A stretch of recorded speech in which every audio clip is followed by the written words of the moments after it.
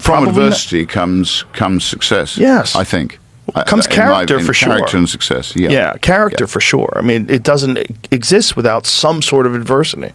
But I think the young were also badly affected by by the response to COVID, Joe. And I think you and I share something in common. I'm a pureblood. I didn't have purebloods. Hilarious. I didn't have those. I didn't have those injections. I wouldn't go anywhere near them. How did you get away with that in the UK? Well, I used to go to Australia a lot. So because I have some businesses in Perth, in Western Australia. I love those old rocks in Western Australia. You know, the mining, the sort of Wild West, and Kalgoorlie and places like that, which have got a huge historical connection to sort of gold prospecting and stuff.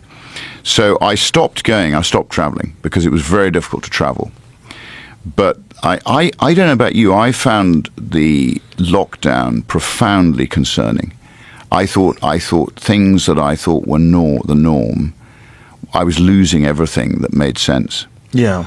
And, there were things happening that I didn't think could ever happen in Britain. The state literally took over, and it frightened people into submission.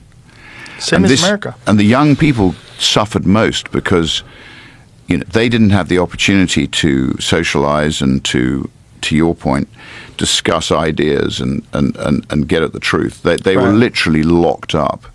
Everything was online. It wasn't right. The whole thing was completely wrong. Imagine if you're in high school in America and you're in California, your entire senior year, you're at home. You graduate. You can't even go to a graduation because it's too dangerous. Yeah. The whole thing was madness. Well, Sweden got it right. Anders Tegnell in Sweden. He was a great man, very brave man. And he got that right. And boy, was there a lot of pushback. It was amazing how many people were willing to do the work of the government, how many citizens were willing to enforce these ideas. It was really shocking. It was shocking to watch how many people became lemmings, how many people just stepped in line. We had people ratting on each other. Yeah. Oh, we did it. Because they were rewarding people in Los Angeles. Yeah. They were giving them financial rewards for telling on their neighbors that we're having parties. That's what happened in England. I have a tennis court in the middle of nowhere, so I used to say, come up and play tennis, because it's ridiculous to stop you playing tennis outside. I mean, absolutely mad. Anyway, they used to come up and play tennis, and nobody can see it. But if they played it in the village, then people would report each other. Yeah. In California, we had people report on us because this desk is not 6 feet wide. Seriously? Yeah. And then they also said we were talking close to each other without masks, because there was a bunch of people that saw people walk into the studio, and we shook their hand, so they were ratting on us. And so we had to put a sign up in the front door of the studio, and we had to have a bag of masks, a whole bag of masks. Do we have to have hand sanitizer too? Did we have that too? Probably. I think so. I think we had to have hand sanitizer for a while at least. But we were getting ratted on because this desk is too close. So it's not, this desk is only 5 feet wide, so it's no social distancing. It's pathetic, Joe, isn't it? It was nonsense. It was so crazy. The whole thing made no sense. And it completely changed a lot of people's ideas about trusting experts and trusting authority. So many people thought that the health experts in this country were literally just trying to make people healthy. And you didn't realize, like, oh, no. They're trying to prop up the pharmaceutical drug cartel, and they're trying to make as much money as humanly possible. And the only way to do that is to force compliance. And so they will do whatever they can. They will keep you from flying. They'll keep you from driving. They'll keep you from going to school. You can't work. If you have more than 100 employees, everyone has to get vaccinated. They were doing crazy shit where you're like, you guys are really going for it. And it worked. It worked for quite a while, but boy, did it ruin young people's perspective of authority. Completely. They don't trust anybody anymore, and with good reason. Well, I think it damaged them most. Again, it's another negative for them. Yeah. I mean, our National Health Service was forcing people to have the injection. You had to work in the National Health Service, you had to have the jabs. Yeah, and it didn't work. It didn't work. That's what's even crazy. Actually, worse than that, Joe. It didn't work. It created major medical problems. Right. And I don't personally think we've seen the end of it yet. So I've got a lot of friends who are fit. They ended up having myocarditis, having strokes, having heart attacks. And at the end of the day, everybody knows somebody that has a horrible reaction to it. Everybody does. Yeah, everyone. And to people that say they don't, I've had conversations with people, I don't know anybody out of side effect. I'm like, fuck you for lying. There's no way that's possible. Unless you are the luckiest person in the world and you have an extremely small social circle, and out of that social circle, no one had a bad reaction, which is very unlikely. Unless that's true, like you're just lying. And you're lying because you probably were supportive of the vaccine initially, and you don't want to seem like you were on the wrong side of things. Well, I lost friends. I don't know about you, because people said I hadn't been vaccinated, and therefore I was a risk to their mum or their dad or their granny. Yeah, I lost a bunch of people, and I lost friends like that. But I mean, in countries like India, you know, they didn't have the jab. They used ivermectin to a far greater extent, and that was just as effective. I know. I think I used to treat it's a wormer. It's ivermectin. I used to treat my cattle with ivermectin. But it worked well, and there were other I think treatments which worked far better. Do you know what happened to me in America over ivermectin? Are you aware of that? No. CNN, like for days, was running this hit piece on me saying that I was taking horse dewormer for COVID. Oh, it is a wormer. Yeah, it is. But it's also, you know, it's great for river blindness and dengue fever. And I mean, it's won the Nobel Prize for use in human beings. And they were claiming on CNN that I was taking veterinary medicine. And they not only that, but they changed the color of my face. So they took a video. I was supposed to do a concert with Dave Chappelle that weekend in Nashville. And I had to make a video saying, I'm sorry, but we have to cancel it because I got COVID. So I said I had COVID like 2 days ago. I was sick, but I'm fine now. And I explained all the stuff that my doctor threw the kitchen sink at it. We took all these different things. And one of the things that I mentioned was ivermectin. And because of me mentioning that, I also said monoclonal antibodies, Z-Pak. I talked about all the IV vitamins. I took a bunch of different stuff, and I got better quick. And they took the video and changed the color of my face to make me look green on CNN. No. On CNN. Well, CNN's not a good channel, is it? I didn't know until I saw that. I was like, wow. Like, this is I was like, do I have to sue CNN? Like, this is crazy. So is that bilharzia when you're talking about with the eyes, the worm in the eyes? Is that the bilharzia you get from the water in Africa? But river blindness, I do not know what I think it's called bilharzia. I think I may be wrong. You might be right. But I know it's used to treat yellow fever, dengue fever. It's used to treat a bunch of different things. But it also has antiviral properties that have been demonstrated. Like, there's papers on it. And it's very cheap. Yes. But that's the problem. The problem is anybody can make it. And you could buy it for it's like $1 a pill or something like that. It's nothing. Yeah. And that was the real problem, is that, like, if you want to have the emergency use authorization of a vaccine that hasn't gone through the safety protocols in America, you have to have no other medications that are available that can treat it.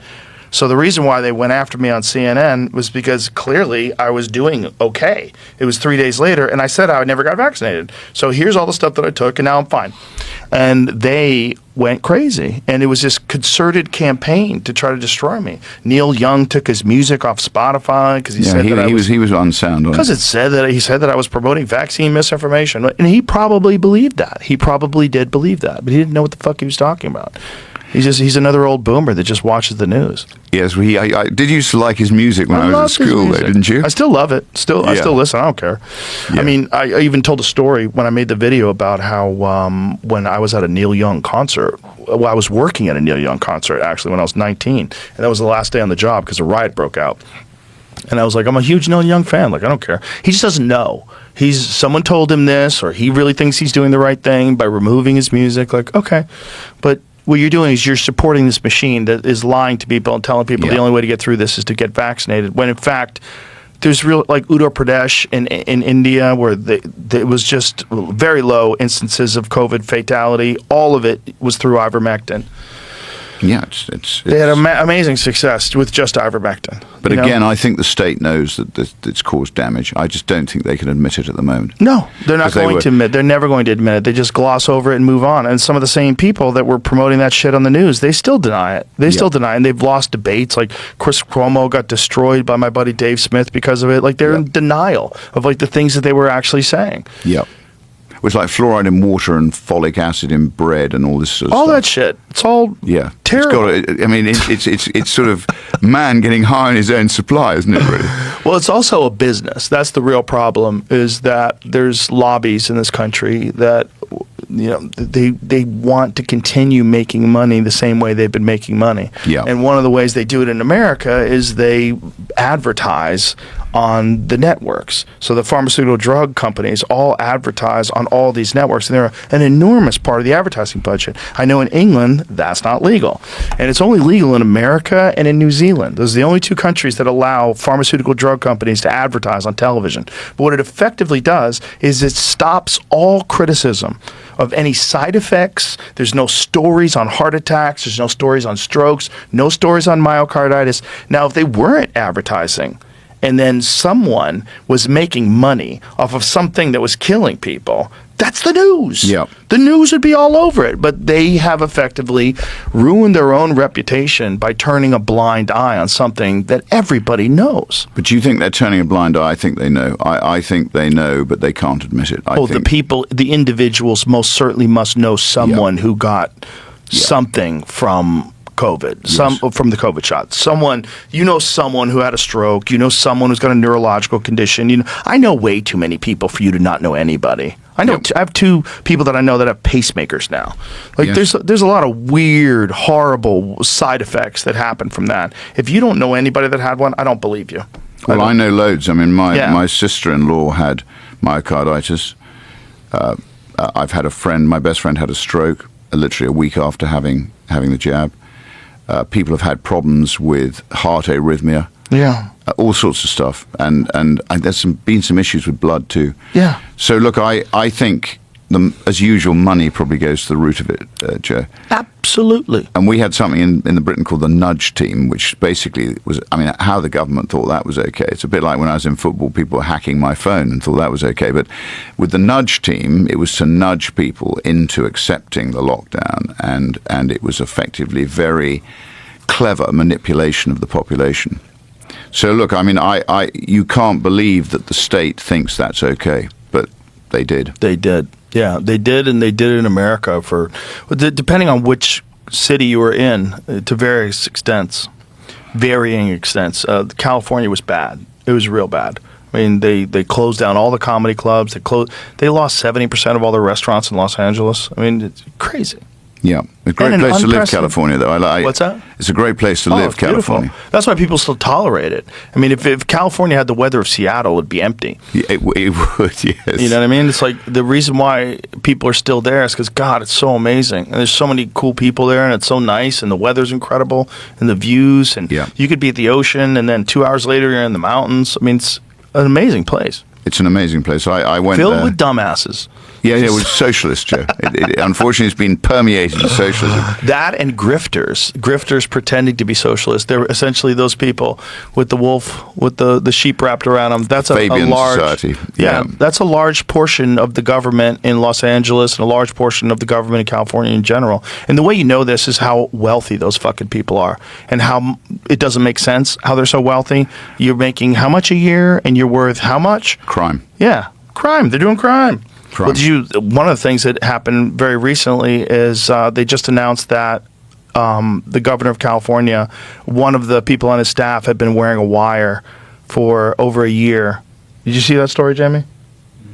Yeah, I don't know if it's What's that? I don't know what they got or. Well, no, I don't know what they got either. But this lady had been. See if you can find it. What it says. But she had been wearing a wire. She's working for the Gavin Newsom organization. Yeah. And she was working for the administration, and she was wearing a wire for the FBI because they had been investigating him. And this was during the Biden administration they started this. So they started this in 2024. If they're investigating him, it must be like they must know that some real shit is going down. FBI infiltrated Gavin Newsom's inner circle by convincing governor's ally to wear a wire. Yeah. Not good. Not good. But I think it's the same in Chicago.